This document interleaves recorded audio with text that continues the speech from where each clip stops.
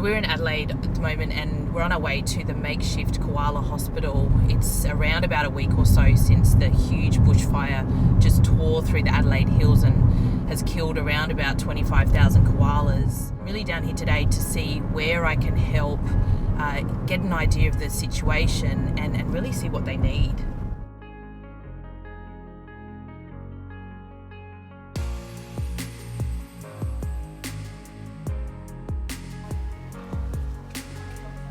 Hey. Thanks for coming. Oh, you're welcome. This is incredible. Look at all of this.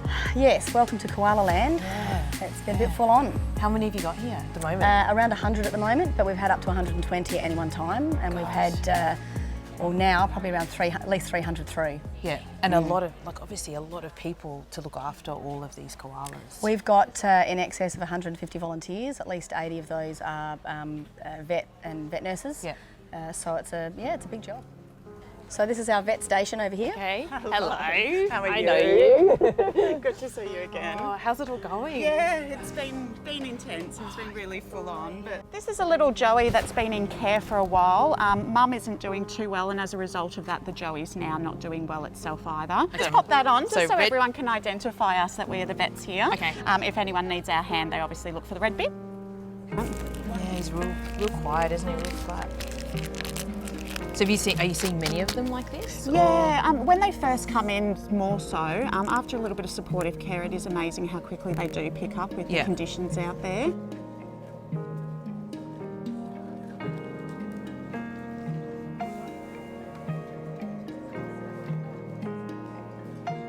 What we're trying to work out is, does he need glucose? Does he need more fluids?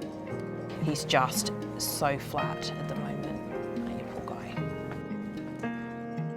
In the meantime, he's on his strip and we're doing everything we can for him.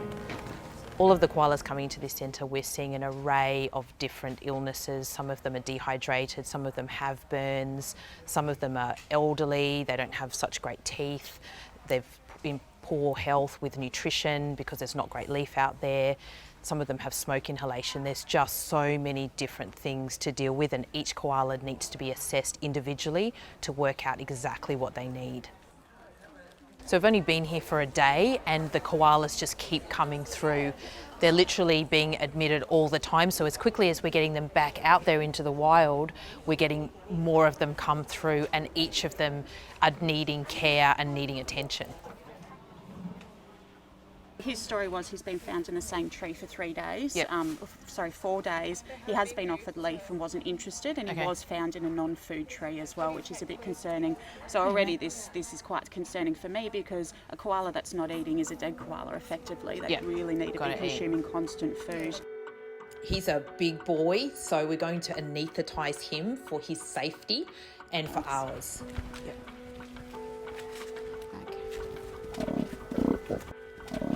Down this end. Yep. That's it. So just go into that muscle. You got it. Yep. Just get it. I'll just hold him. Yep. God, you've got good reflexes, Claire. He would have had you. You got to. This isn't how we would normally do a koala anaesthetic. They'd normally have a tube down.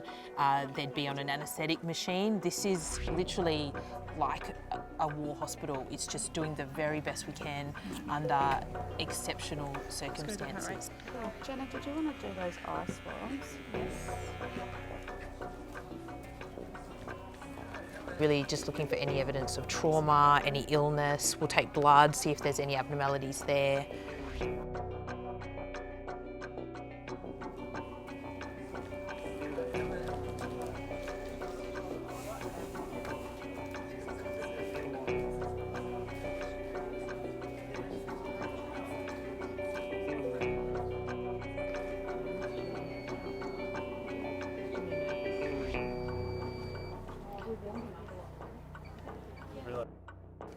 His stomach here, it's, normally it would feel quite solid and impacted, and it's less than half full, so that tells us that absolutely he hasn't been eating for a couple of days. So we don't know why he's become unwell. Hopefully these samples will give us some answers. Before we wake him up, we need to put a near tag on him to identify him, and we need to give him a name. And so I think we should name him Bondi. Confirming left ear, left ear.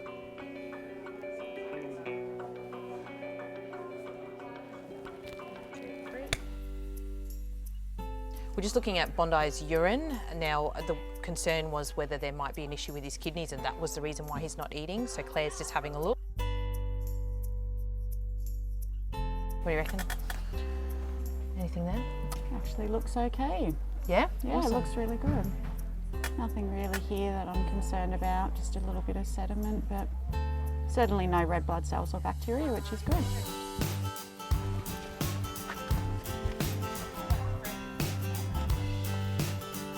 Yeah, that's good. Okay, that's really good news. So we just got to really make sure that he's eating. Yeah, that's right. And then we So can- just make sure he eats overnight, because we've got that history that he potentially hasn't eaten for a couple of days, and Yeah. then it's probably good for release. Yeah. Oh, that would It's be so amazing. good. So good. With the bloods being clear, it looks like stress and dehydration were the cause of Bondi's condition. So in 24 hours, he should be ready for release.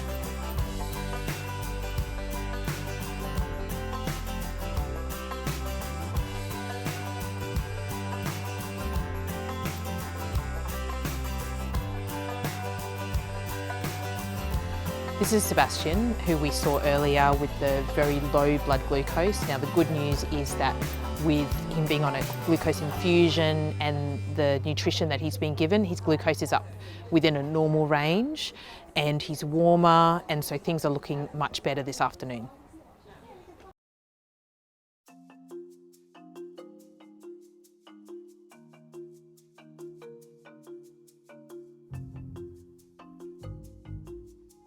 This is the release plan board. Now this list here, all these names here, these are the koalas undergoing treatment at the moment. This long list here, these guys are all the ones that are ready for release. So there's a lot of koalas. They've all got names, as you can see. Most of them have been named by the people who've brought them in. So there's Matilda, there's Roger, there's Princess Fluffy Boots, I love that. The ones that have got the green square here, now these are the ones that have been picked up from the bushfire zone. Now that's important because when we look at where they're going to be re-released, we know that we can't put them directly back where they came from because there's nothing to eat there. So although the list is long, the issue is going to be where are we going to put all these koalas?